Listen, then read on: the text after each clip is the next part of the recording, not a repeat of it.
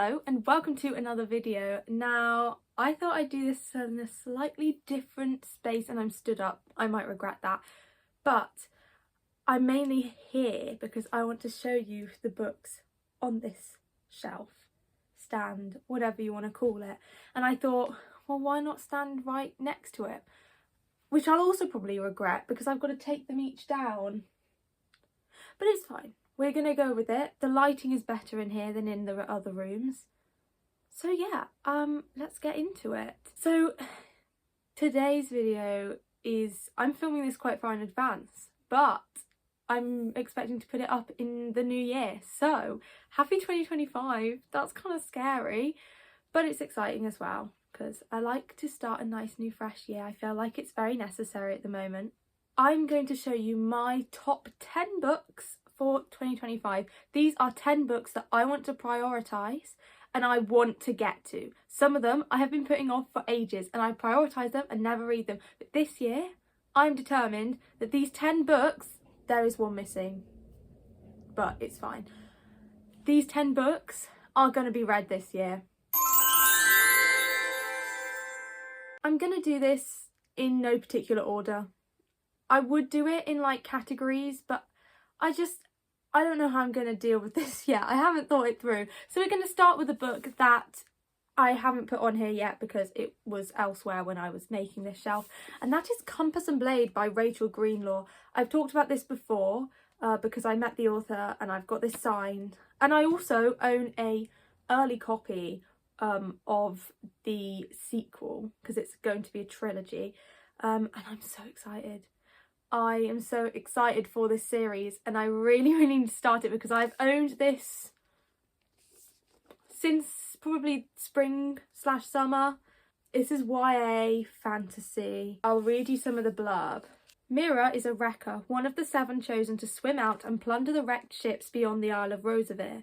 The waves sing to her soul, the call of the sea beckoning her into deeper waters. But Roosevelt needs her, and she could never abandon her home, until one evening when lightning splits the sky and the watch descend, taking Mira's father away. Mira must set off on a journey to win back her father's freedom. She will encounter 2 strangers along the way, enigmatic Seth and smouldering Elijah, and learning who to trust will not be easy. But she discovers a dark family secret buried deep in the ocean. Mira finds that securing her future and that of her island will come at a high price. Sounds exciting. I've got the Waterstones exclusive edition with the sprayed edges. Yeah, I'm really looking forward to that. And I want to read this like as one of my first books of the year. So maybe even when you're watching this, I might already be reading it. That would be ideal. That would be fun. Taking the Jellycats down. But for now, so that it's easier to get to. Our next book is an old one that I am actually in the middle of and just haven't got around to finishing because I haven't been feeling the vibe of reading this series again recently. I usually kind of would read one per year and yet I'm only on the 4th one and it hasn't worked out. But we're determined this year's going to be the year, and that is Warleggan by Winston. It's the 4th book in the Poldark series. I like the TV show, so I like reading the books, and I'm desperate to try and get further into the books to certain characters that I just really want to read. But some of my other favourite characters, if you know, you know, Caroline and Dwight, they have quite a lot in this book of what I've already read, and it's so good, it's so cute. And I love reading about them together. This reads like a classic, so it is quite hard to get into. But I won't read you the blurb because you kind of know or you don't. And I would probably read you the blurb of the first book. But yeah, I don't think a lot of people read this series anyway. But I happen to own most of them, so we're going for it. And I've got a proper old copy here. I desperately want to actually get this ticked off this year. Next we have Stardust by Neil Gaiman. I love the film of this book, but a lot of people say that the film is actually better than the book. So I don't know. The only other Neil Gaiman books I've read are Good Omens and The Ocean at the End of the Lane, which I love them both. They are both 5-star reads for me. So yeah, I'm excited to read another. It's not very long, so I'm kind of going with, yeah, that's chill. But if you don't know, I'll read you the blurb. The sleepy English countryside. At the dawn of the Victorian era, life moves at a leisurely pace in the tiny town of Wall. Young Tristan Thorne has lost his heart to the beautiful Victoria Forrester, but Victoria is as cold and distant as the star she and Tristan... Do I not know his name? Do they change it in the film? We're just going to carry on and ignore that.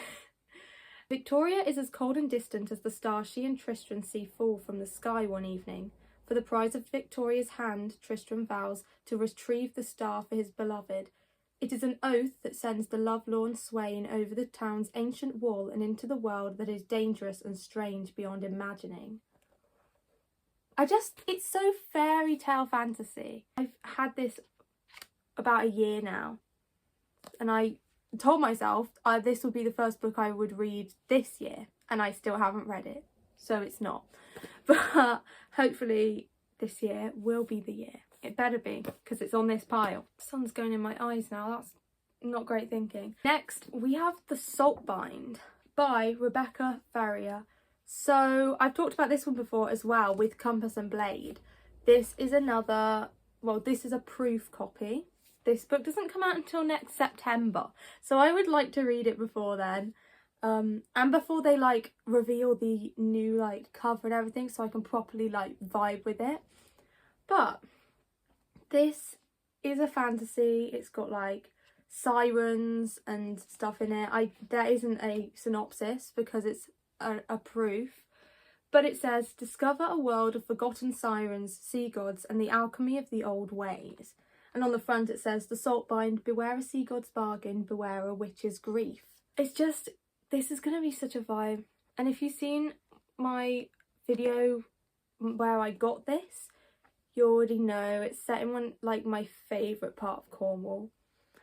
So I think this is going to be perfect. And yeah, I'm desperate to get to this. Like with Compass and Blade, I want this to be like a January read. This will probably will be on my January TBR. I'm so ready.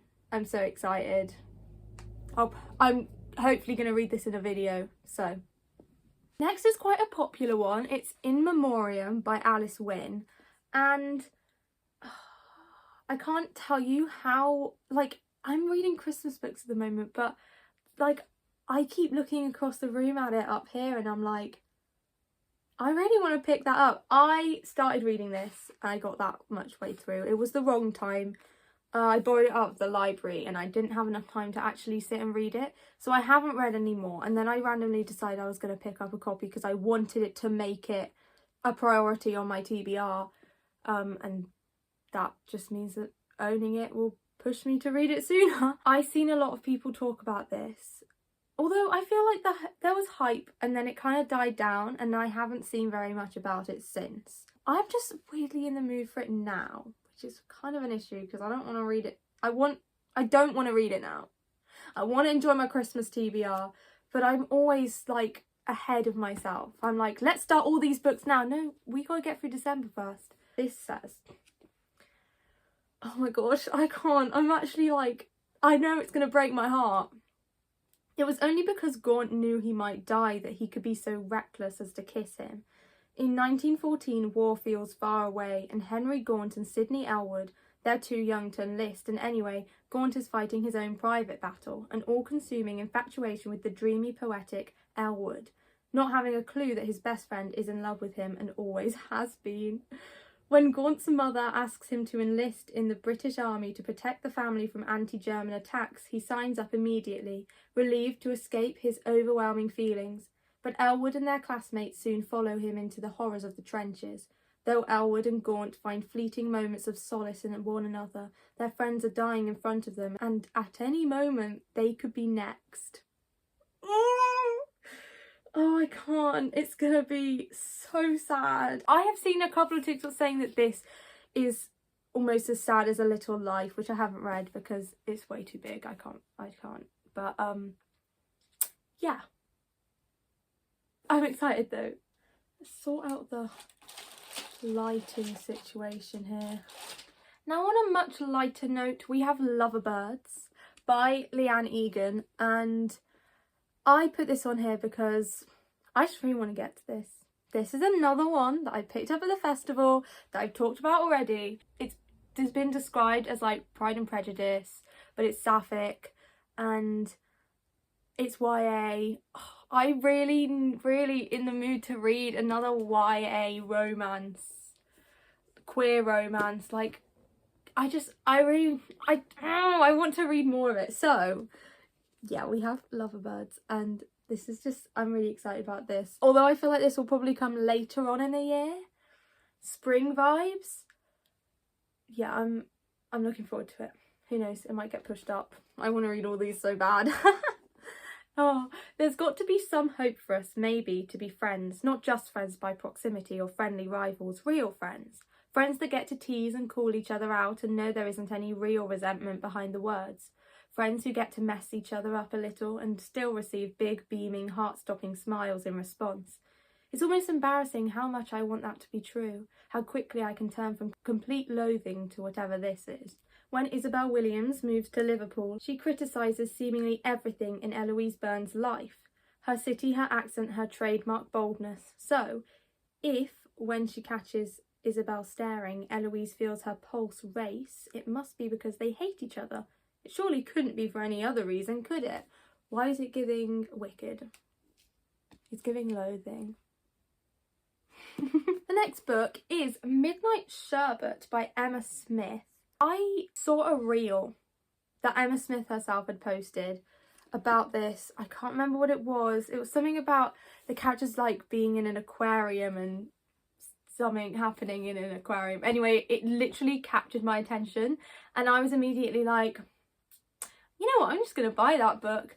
So I did, and I have mainly put it on this New Year TBR because I know that if I don't, it's probably going to sit around and possibly for years. God, I look over at my shelves and I'm like, those books have been on there for years and I desperately want to read them, but I never get to them. So I want to try and make sure that this happens. I feel like this is a good spring read for when I'm in a slump. A couple of these I have chosen because I get very slumpy around spring. Like January till summer, those months aren't great because I don't feel like there's any like themed books around those times of year. Like, you have your spooky books for autumn, you have your Christmas books for winter, there are summery books, but I like reading them at the time of year they're set and stuff, and the other months they just get lost. Like, what do you read? There's no theme.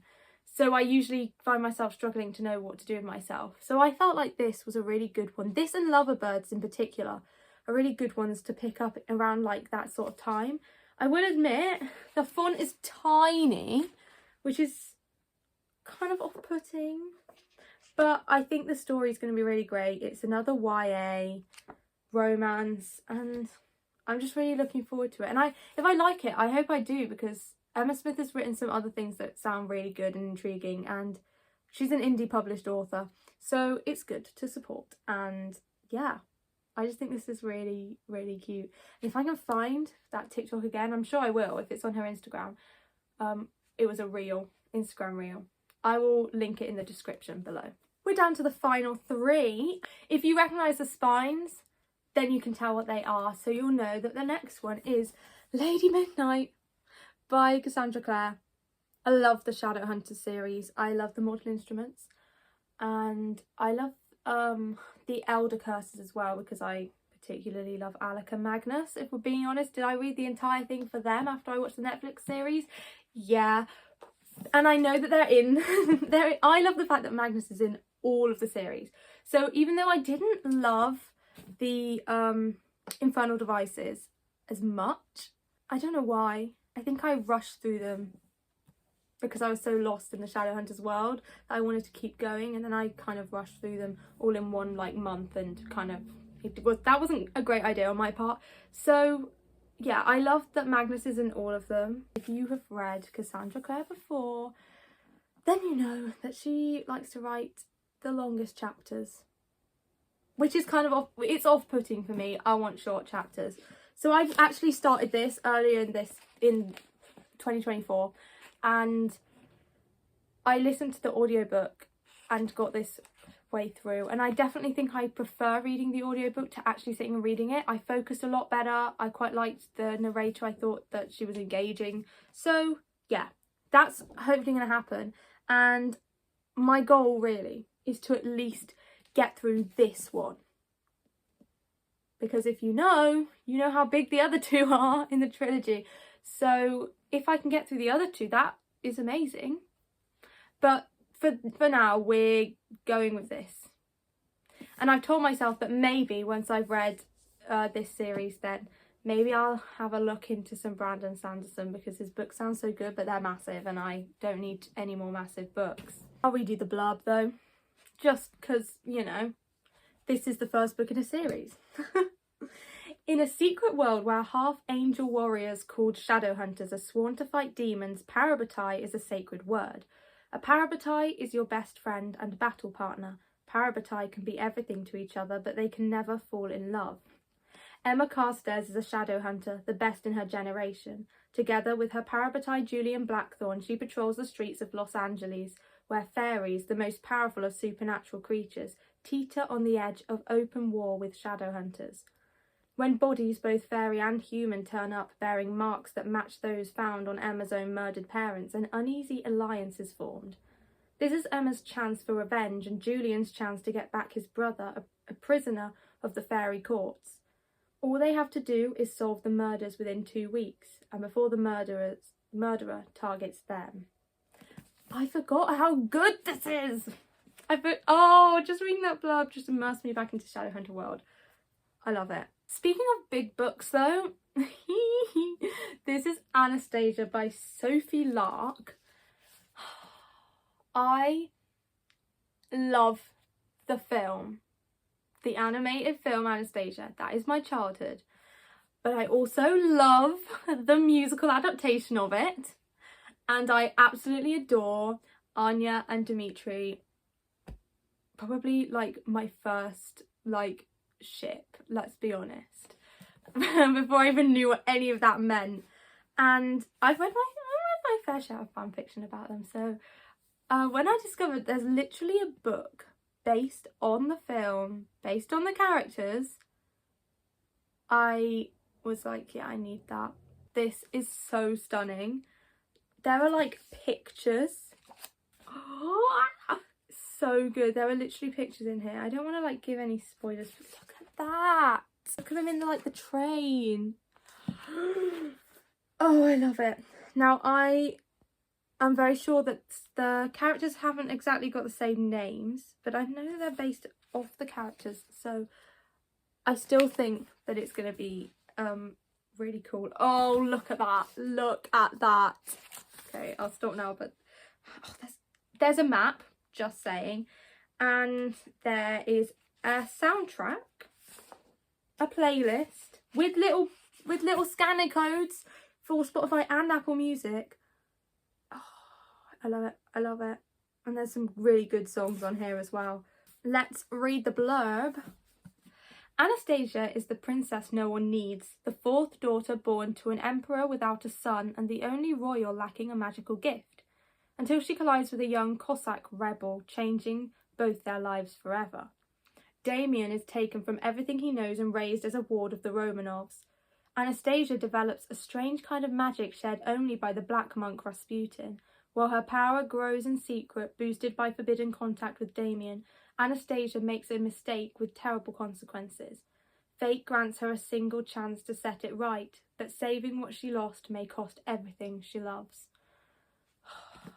I cannot wait to read this, and I think this is a perfect, nice big chunky one to just sink my teeth into when I get into a slump in that springtime, in the lost time of the year. Yeah, I'm excited.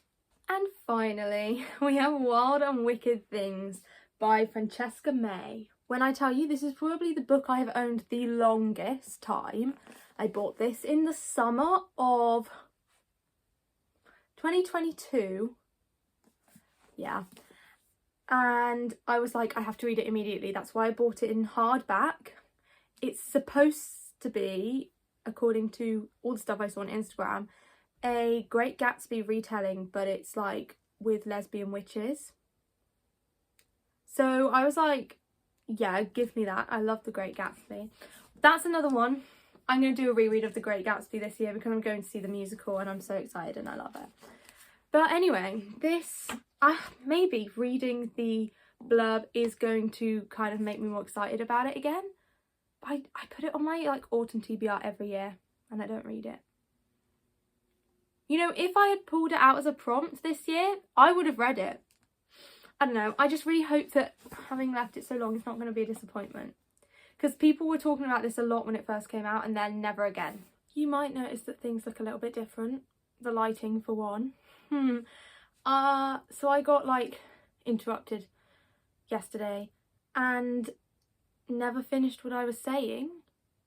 So I'm carrying on today. It's a different day. I'm trying to make everything look like nothing has changed, but we have to admit to it. We were talking about the last book, Wild and Wicked Things by Francesca May. I got up to reading the blurb, so I'm going to read you the blurb now. On Crow Island, people whisper that real magic lurks just below the surface. Magic doesn't interest Annie Mason, not after it stole her future. She's on the island only to settle her late father's estate and hopefully reconnect with her long-absent best friend Beatrice, who fled their dreary lives for a more glamorous one. Yet Crow Island is brimming with temptation, and the most mesmerising may be her enigmatic new neighbour. Mysterious and alluring Emmeline Delacroix, we'll go that, is a figure shadowed by rumours of witchcraft, and when Annie witnesses a confrontation between Bee and Emmeline at one of the Crow Island's extravagant parties, she is drawn into a glittering haunted world, a world where the boundaries of wickedness are tested and the cost of illicit magic might be death. Oh, okay. It's just really exciting and it's so pretty as a book. Don't think there's anything exciting underneath. Nah, it's just, I mean, that is nice to have the little pictures on it, but yeah. I really, really, really want to get to this because I think I'm going to enjoy it. I better, since I've had it for so long. And that is my 10 books of 2025 priority reads. I've put them up here now. They do just about fit. And yeah, now they can haunt me while I just stare across the room at them. As